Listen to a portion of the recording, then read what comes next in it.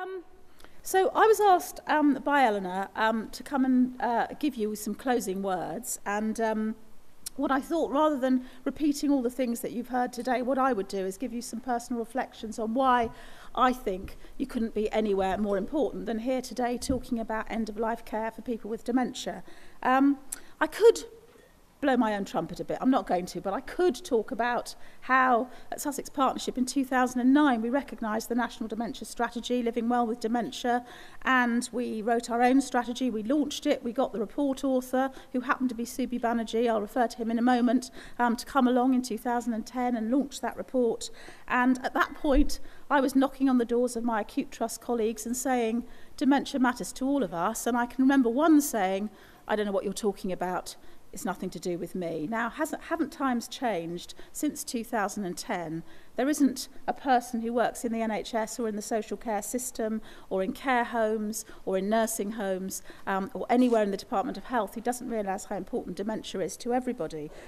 So I think we were slightly ahead of the curve, but I'm not blowing my own trumpet because what I want to talk about is why it matters so much to us. You'll know that the Prime Minister has made dementia his personal challenge. I happen to sit on the national group. I'm not going to talk about that either. What I want to talk about instead is how life has changed since I started nursing 40 years ago, and the experience recently of my father-in-law in using dementia services. So that's what I'm going to do, and it's only going to take 5 minutes or so, and then you can all go and do the other things that you need to do. So when I started my nursing training 40 years ago, it's 40 years in October. I know I don't look old enough, but it's 40 years. You're meant to laugh at that point. That was my little joke. 40 years in October. People died much earlier in those days. It is amazing. The NHS was set up for a very, very different population than we're serving now. People died of cancer when I started nursing in 1973, virtually everybody. They died of heart disease in 1973. They died of strokes. So an old person in hospital was anybody over the age of, believe it or not, 65, which I tend to think is quite young these days. That might be because I'm getting closer to that age myself. But the NHS was not set up for the very, very old people that we're now serving, because we didn't have them when the NHS was invented, when we built those district general hospitals that we all thought were so modern in the 1970s. In those days, people came into hospital with one condition. They came into hospital with one condition. They'd either have an operation or some medical intervention, and they would either get better or they would die. People in our hospitals these days have complex conditions, many things the matter with them. It was very useful, Eleanor just referred to it, hearing that it isn't that there's a small number of people in care homes these days who have dementia. It is the vast majority of people in care homes. It doesn't matter whether it says dementia outside on the sign. The fact is that almost everybody who's in a care home now has dementia and a whole series of other sets of needs. So we need to get much, much better at these services. And I believe that we are. I've got personal experience that we are. So if I can just tell you about my father-in-law, and I've got permission to talk about him. He was born in 1922 and he died in 2012. So last year. Unlike my family that's come from all over the world, my father-in-law was born in Wiltshire, and apart from a few trips to Wales, he never went anywhere else. So he was very, very local. He was a farmer's son, and he became a farmer himself when he was 16. He never went on holiday because farmers don't go on holiday, so he worked every single day, morning and evening, in a dairy farm, milking. And he met my mother-in-law, Jean. His name was Ron. She was called Jean, when she was in the Land Army during the Second World War. And they got married. They had 3 children. My husband was the first, and then 2 other children. And they were very proud of their children because, unlike them, they went off to grammar school and got a great education. So the first one, my husband became a teacher. The second one, my brother-in-law became a vet. And the third one, my sister-in-law became a nurse. So they all did extremely well. And he retired from farming at the age of 67. And he had a wonderful next 10 years because he and Jean were able to do all the things they'd never done before. So they used to go to Bath, for example, and have lunch at a department store. And they used to go off and do trips, and they used to visit places, and they joined the National Trust. Had an amazing time. But then, very sadly, Jean died, and he was then left on his own. Of course, by this time, when I started nursing, he would have seemed a very old person, but to us he didn't really seem that old. He was in his his late 70s then. And he was living in a big house, an old farmhouse, and gradually things started to deteriorate. And we didn't really notice, as you don't. And it's really interesting that you don't notice. There's me. What job do? I run a mental health trust. My sister-in-law is a dementia nurse specialist, actually. But we didn't really notice that the deterioration was starting to happen. So it was getting dirtier. He was getting more confused. He started banging his car. This is a common occurrence, isn't it? First of all, he knocked the door of the car. Then he wrote a car off, actually. We got him another car. Then he wrote that one off. When he had the third car, the GP said, I don't think it's just his eyesight. I think there's something else that's happening here. And he was having trouble with his words. And he was somebody who had a fantastic use of language. Even though he'd not had a university education, he was brilliant at talking. And he found not being able to talk very, very upsetting. So, cut a long story short, my husband and his brother and his sister, very close family, they got together and they decided he should move into a cottage, a smaller house in the village next door to his brother, who was 4 years older than him. That worked out very well for the first year or so. But then he started getting locked in the garden.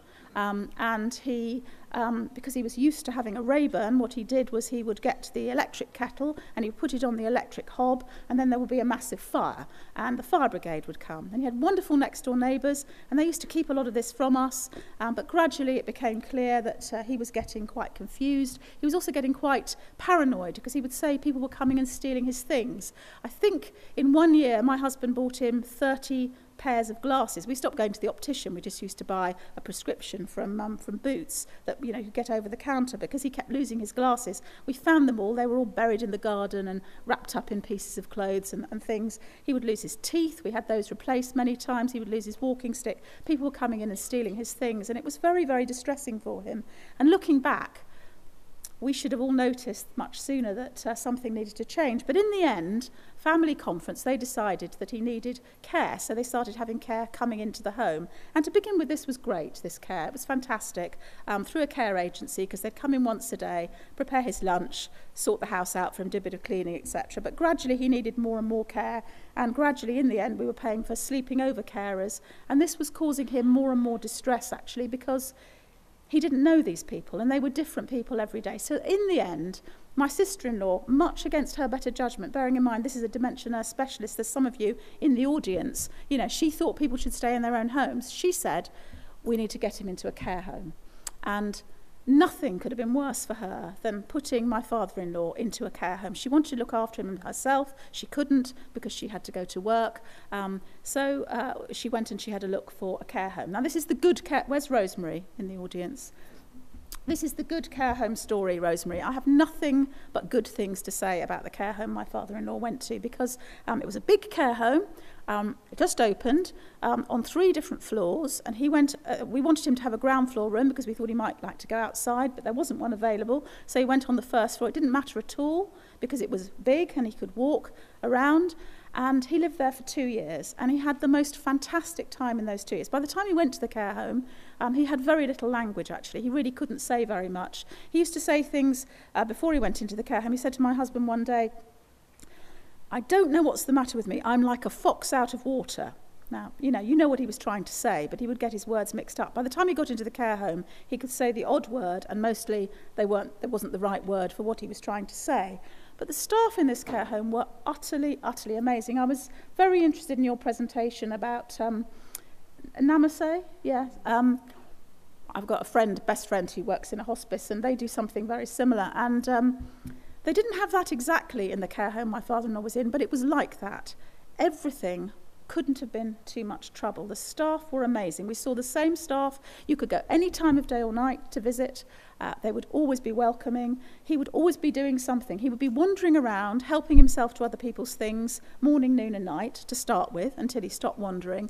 And nobody ever complained. He would be losing things. He needed to be helped with feeding. Nothing was too much trouble.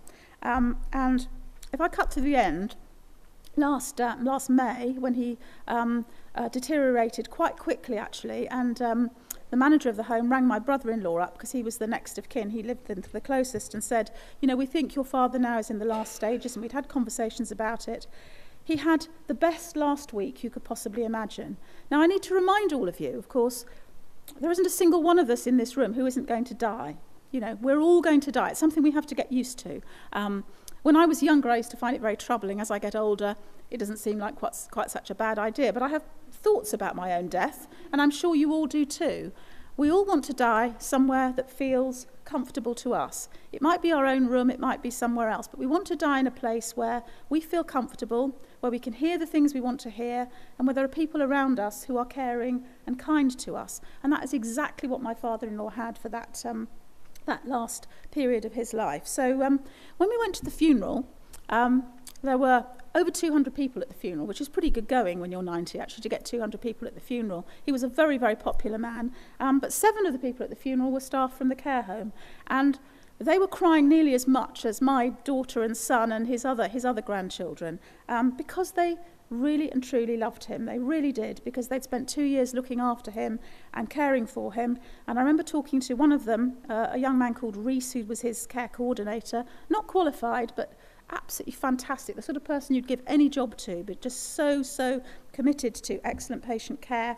And he said, I so admired your father-in-law, and I really wished I'd met him when he was younger and when he was well, because he had so much to offer. Now, this is somebody who'd only met him when he could barely speak, but my father-in-law's spirit and his presence and his personality came through in that time, and they were able to see. But they weren't just like that with him. They were like that with everybody in that care home. That's what we would all hope for. That's what we would all wish to happen for us. So let's remember we do all die, and let's not go away from here feeling despondent about that. Let's think, what's the best thing we can do to make sure that the people that we care for have an absolutely wonderful death?